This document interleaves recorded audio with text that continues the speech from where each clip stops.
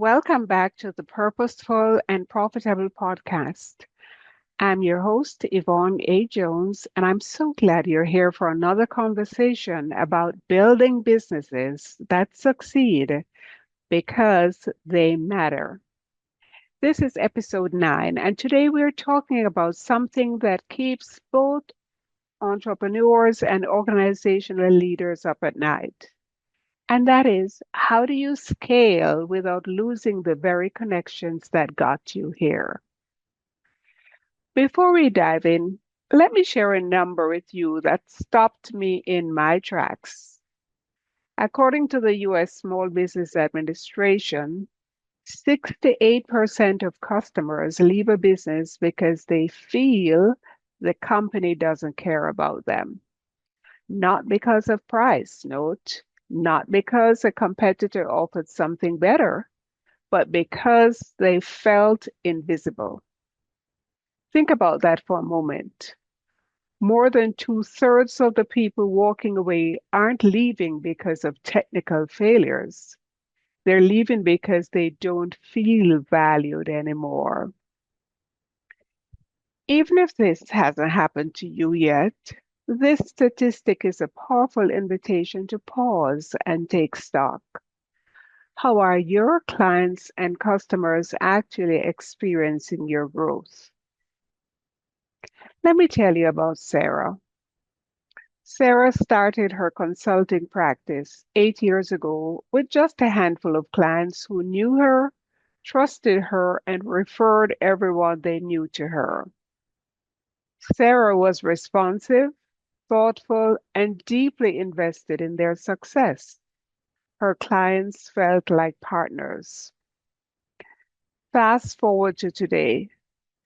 Sarah now leads a team of 12. Her revenue has tripled. By every business metric, she's crushing it.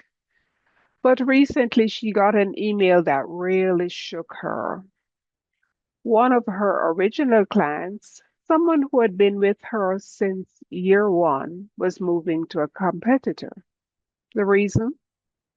The client told her, I just don't feel like I matter to you anymore, Sarah. I know you're busy, but I miss feeling like you actually see me.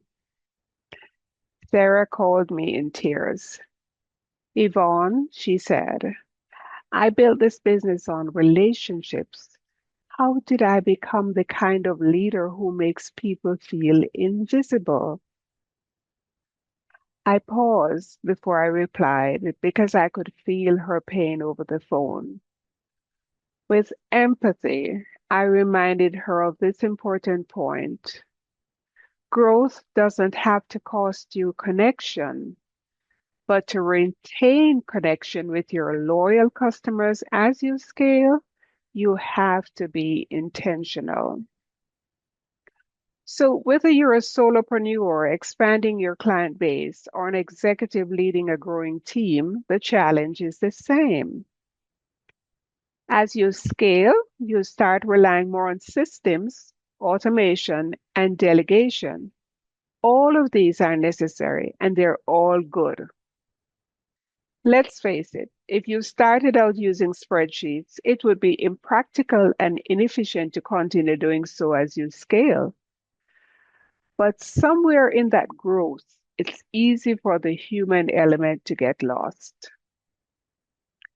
Don Porter said in part, your clients don't expect you to be perfect. And that's the truth. What your clients need is for you to be present. And presence doesn't mean you have to personally touch every interaction. It just means that whenever your clients or customers intersect or interact with your business, they feel seen, valued, and remembered. So, how do you do that? Let me give you 3 ways to scale without sacrificing connection. And these work whether you're running a one-person business or leading a mid-sized organization. The first thing is to recognize, don't just respond. Here's what I mean. There's a massive difference between answering someone and truly recognizing them. When a client reaches out, are they getting a templated response, or does someone on your team acknowledge their history with you? For entrepreneurs, this might look like keeping notes in your CRM about personal details. For example, let's take a step back to what really worked years ago, and it still does because it's all connection. Details like their kids' names, their business milestones, what they're working toward.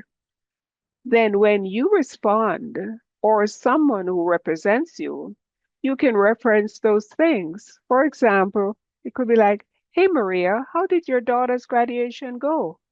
I know that was coming up. Can you imagine how Maria would feel to know that you remembered her daughter's graduation?" You'd be building a lot of connection currency. Now, for leaders with teams, this means making sure your staff has access to customer history before every touch point. Train them to recognize, not just to respond. One of my corporate clients implemented a simple practice. Before any customer call, the team member spends just 2 minutes reviewing their account history. That's it, 2 minutes. As a result, customer satisfaction scores jumped 23% in 3 months. The point is that recognition says you're not just a transaction, I see you. Number two is to stay present in simple, consistent ways. You don't have to talk to everyone every week, but you do need to set rhythms in place that keep you visible in meaningful ways. For example, I have a client who is an entrepreneur with a thriving coaching practice. She sends a handwritten card to every client on the anniversary of their first session. Just a simple note that says something like, "1 year ago, we started this journey together. I'm so proud of how far you've come." I think she also does it at 6 months. Now, it takes her about an hour each month, and her client retention rate is 94%. Now, I can tell you this. I know this works. I did it for 14 years in my skincare business. Simple thank you and anniversary cards. When I closed that business 14 years later, I still had my very first client. Now, for organization leaders, this might look like a quarterly customer success check-in. That's proactive, not reactive. You're not calling because there's a problem. You're calling because you want to let them know they matter.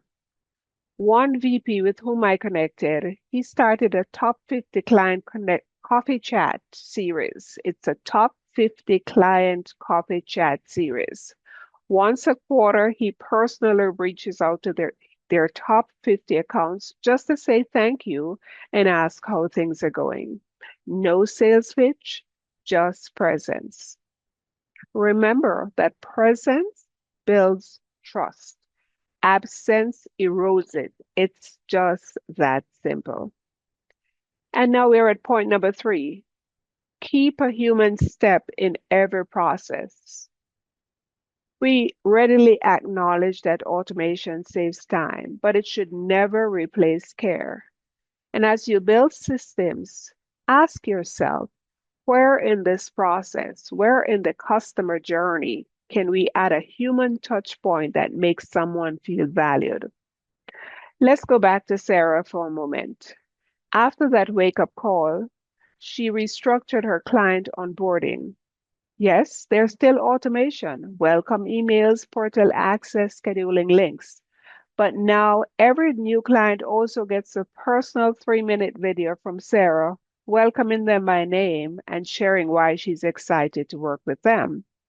And every existing client gets a personal check-in from their account manager twice a year, not about deliverables, just about them. You see, it doesn't require a massive overhaul. It just requires being intentional. So for mid-sized companies, this might mean ensuring that every major renewal includes a personal thank you from leadership. or that every customer who has been with you for 5 years gets a meaningful acknowledgement, not a generic thanks for your business email, but something that shows you actually know who they are. Your systems can scale, but don't forget, your humanity should as well. So here's a question I want to leave with you today, and I want you to really sit with this one. Are your clients and customers still feeling your success, or do they feel like they have lost access to you because of it? Rather than creating distance, true success deepens connection. So if your growth is pushing people away instead of pulling them closer, then something needs to shift. And the beautiful thing is that shift doesn't require you to slow down. It just requires you to be more intentional about how you scale. So whether you're an entrepreneur building your dream or a leader guiding an organization through expansion, remember this. Your business shouldn't just grow bigger, it should grow stronger. And stronger businesses are built on relationships that last. Now, if today's episode resonated with you, I'd love to hear about it. Please send me a message, leave a review, or share this episode with another leader who is navigating growth and connection. And if you want to go deeper, whether through my Momentum Mentoring Circle for entrepreneurs or tailored coaching for organizational leaders, you can find everything you need at YvonneAJones.com or just reach out to me. I'm just an email away. Thank you for joining me today. Again, if this episode resonated, please share it with a friend. Until next time, keep showing up with heart and keep building relationships that matter. I'm Yvonne A. Jones, and I appreciate you spending this time with me.